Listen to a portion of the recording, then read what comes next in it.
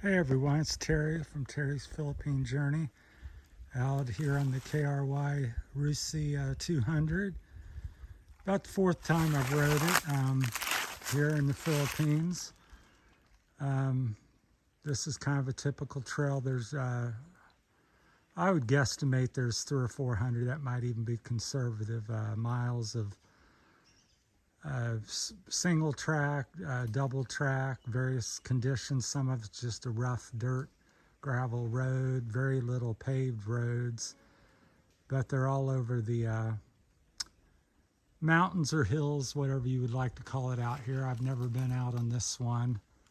I'm new here in the Philippines, about 3 months, and also just got back into motorcycling, which I did for many years, but it's been about 10 years, and didn't want to sink a lot of money into something, so I ended up purchasing the Rusi and figured time I do the upgrades, I'll have 2 or 3 grand in it, which is still half what I would have in one of the others ones, because I've had KTMs and Husqvarnas and Hondas and Kawasaki's. I've had all of them, of different brands, 2-strokes. So I just wanted to get something to putt around. I've gotten older. I'm in my 60s now, 61, so I'm not really overly caring about racing, or just wanted something to get around on. So I thought I'd give Rusi a try because it's very popular here in the Philippines. I think it's the #1 brand, if I'm not mistaken, so I went with that. So far I'm liking it. The motor's pretty good. As you do with any brand or any type of bike, even the KTMs I got, there's always complaints. So I would say I've got some bigger wheels, 21/18 coming. These are 18 and 16, 18 on the front, 16. So I'm not used to little wheels. It seems to want to ride up the ruts. It's not very good in the ruts, especially the front end. The suspension's adequate. I would call it beginner level to just adequate to get around on. It would not be my pick of a race bike, suspension-wise, or any of it motor-wise.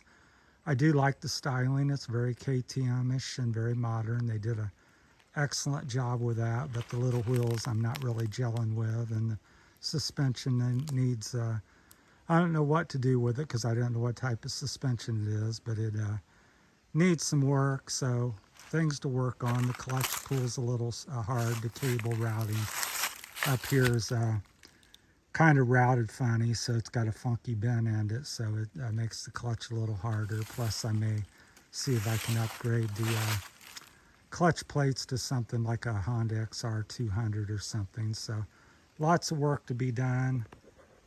So getting the wheels, they should be in this week. Getting bar risers, they definitely needs to come up a minimum of 1 inch to 2 or 3 inches. So hopefully I can get a couple inch bar risers. But overall, I like it. For $1,500, I think I gave, actually it was 13 like 89. That's right, $1,300 brand new out the door.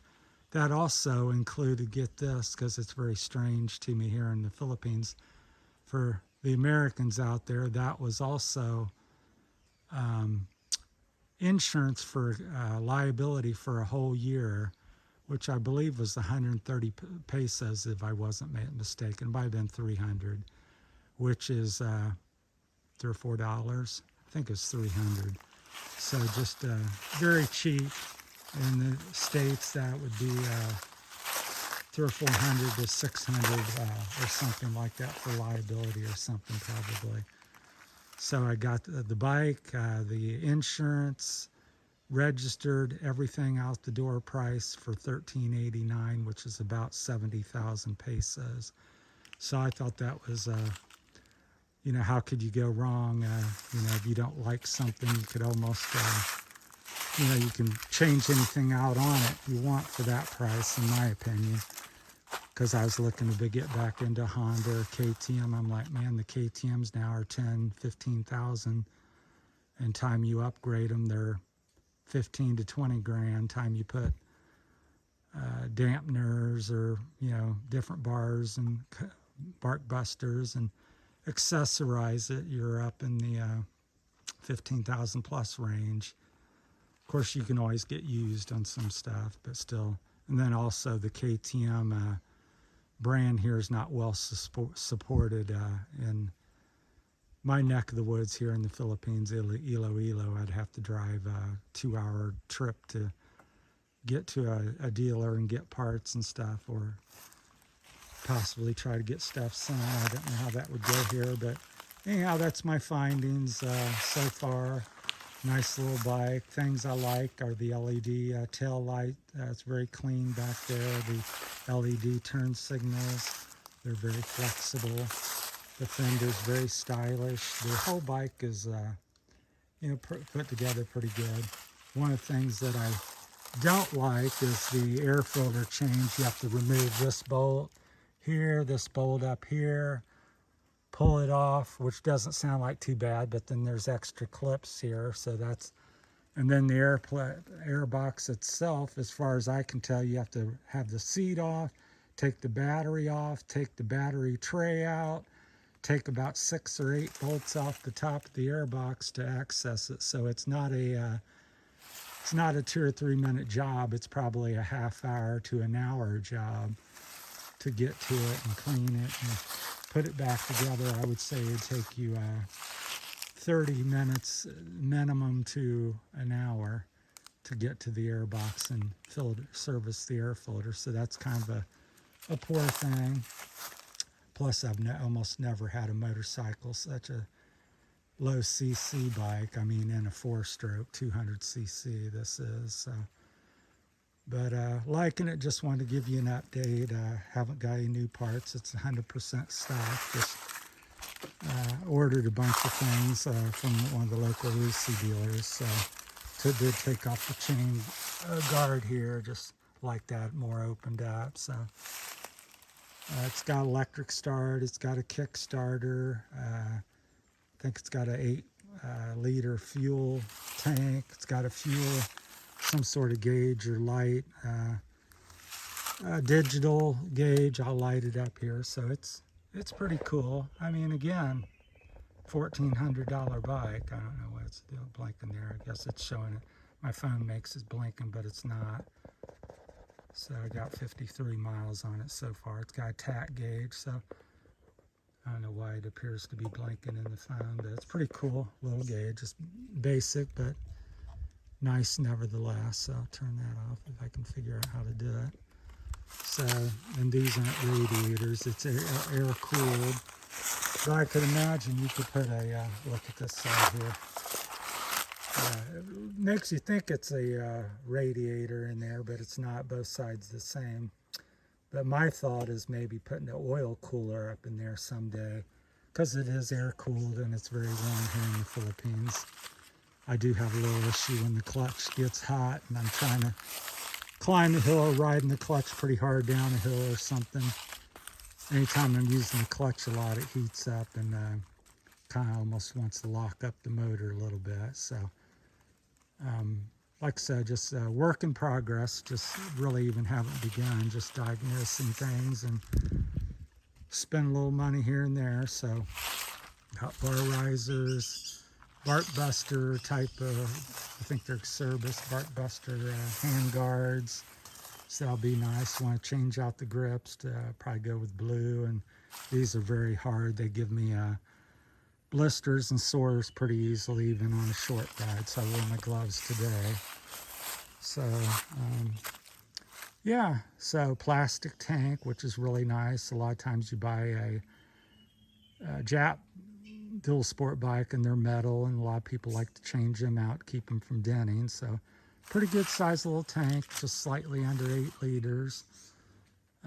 Just put a little gas in it today. I rode 54 miles, I believe, and I got used up I think they call it a liter of gas here. I'm still getting used to all the measurements and numbers.